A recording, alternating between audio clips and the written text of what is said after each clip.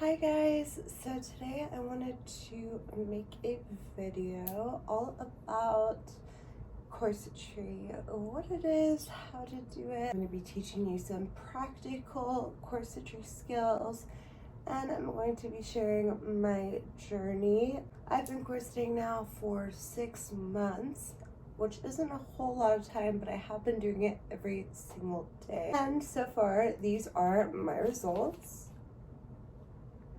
This is out of a corset, of course. Inside of a corset, it's gonna look a lot smaller in the waist area. I have managed to cut down about 3 to 4 inches off of my waist through corseting. It used to be like a 25-inch waist, and now I am a 21, maybe a 22 out of a corset, but I will explain all of those little nuances and differences to you, as well as how to tie up a corset, how to corset safely, and the amount of time you should be corseting, everything like that I've learned on my journey so far. So yeah, don't forget to subscribe down below so you can be notified for all of my videos. And without further ado, let's get into it. I'm gonna start with showing you guys my corset, where I got it, the sizing of corset you should use for your particular body type, the type of corset as well.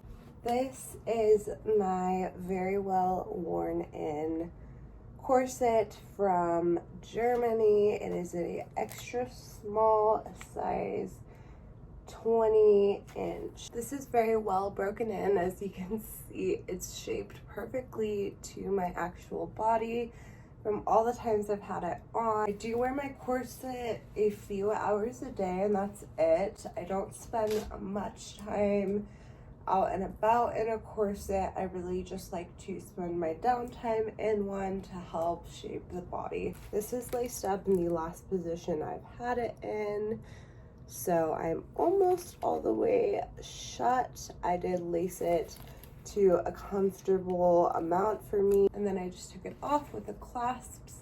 So I'm going to be showing you guys all of that, how to get into one. One thing you should definitely know about corseting before starting is that you never want to corset on your bare skin, mostly because the natural oils on your skin and any skin lotions and potions you use can get transferred over to your corset, especially if it's not of good quality.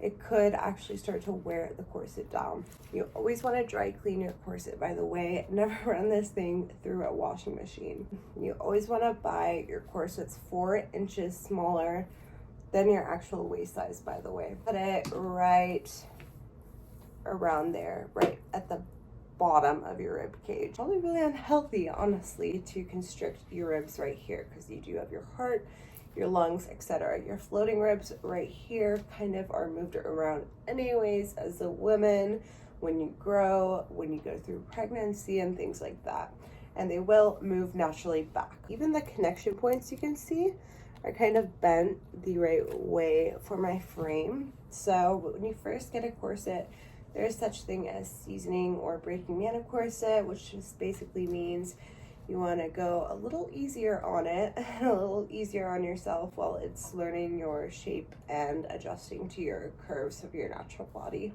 So when you first start corseting, you'll be nowhere near this laced up, and you should not be actually, because you wouldn't be in the correct corset size. When getting into a corset, you also are not going to start from here. This is where you end up when you're laced up. I'm going to go ahead and undo these 2 loops. There are 2 ends to a corset, as you can see. I want to stretch this out, top and bottom, when you are going to be getting into it.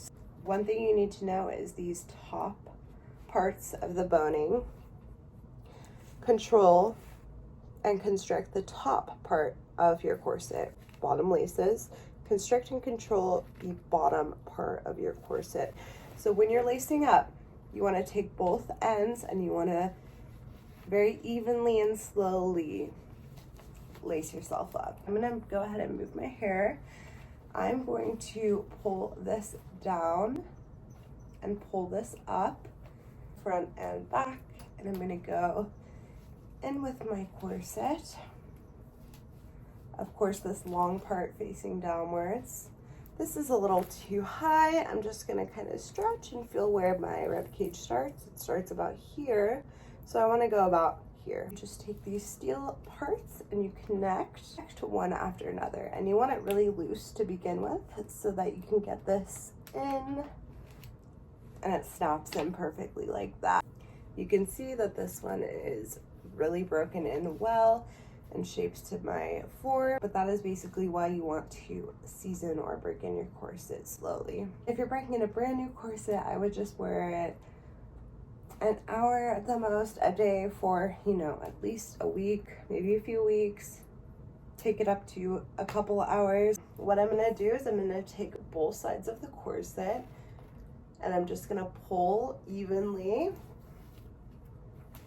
on both of them with the same amount of tension. So just make sure you have the top strings and you can either pull them down, which I think is most effective, or out. So now I'm gonna pull up with the strings in my hands to kind of get that bottom part down. And then I'm gonna pull down once more. All right, so now the corset is feeling tighter. It's still very comfortable. I can still breathe, I can eat, I can do everything I would do in daily life with this on. I'm gonna go ahead and tie the strings. I'm going to cross these over one another. The two strings are already overlapping, so I'm just going to pull one through to make a knot. We're gonna make a bow. Pull one through to make a knot, and then I'm going to tighten that knot to make sure we didn't lose any tension. And I'm going to make a nice little bow.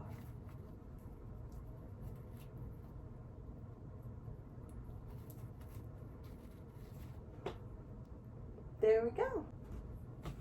And that's what it should look like a ladder from the top to the bottom, evenly distributed, and a bow in the back. In my corset, we can see that things are looking a lot tighter, right, than out of it. Your shape is not going to perfectly fit this look out of it. And if I were to stop corseting at this point, then my body and even maybe my ribs a little bit would push back into place. My waist is also gonna look a little smaller than it is out of the corset. I would say I'm cinched to about a 20 to 21 inch cinch. Out of the corset, I'm probably more like a 22 inch. I start right under the ribs, as you can see. Do not involve these part of the ribs, the actual rib cage, in your corseting. When you're looking online, you're gonna see a lot of options to buy waist trainers. This is waist training because I'm training my waist to be smaller. However, this is more like a belt, right? There are still these hooks and this steel boning all the way through, and it does have these hooks and closures. So this is a lot more comfortable, right? It's not gonna, for someone like me, it's not gonna go all the way down to the waist size I have naturally, even when I have it on the smallest hook. You're gonna maybe start out with something like this on the longest hook, and then you're gonna work your way in. However, these are generally cheaply made, and because it's like a belt, it does not actually cinch in your waist primarily the same way as a corset or sturdy the same way. I will use something like this, however, to maybe sleep in, just to retain my shape a little bit, because you don't want to sleep in your corset too much. I used to, and then I realized that your digestion kind of happens when you're sleeping, so you want to wear something a little more comfortable, or you want to loosen up the ties on your corset if you're going to be doing that. But when you get your corset all the way down and just maintain it, you can continue on to a smaller corset, or you can just maintain like I do and kind of enjoy the results. So I really hope this helped you guys. I know I would have loved a video like this when I was starting out. Please subscribe down below if you did enjoy, so you can be notified for all my videos. I will be making more videos on the topic. And thank you so much for watching if you made it all the way through the video. You guys have a great day, okay?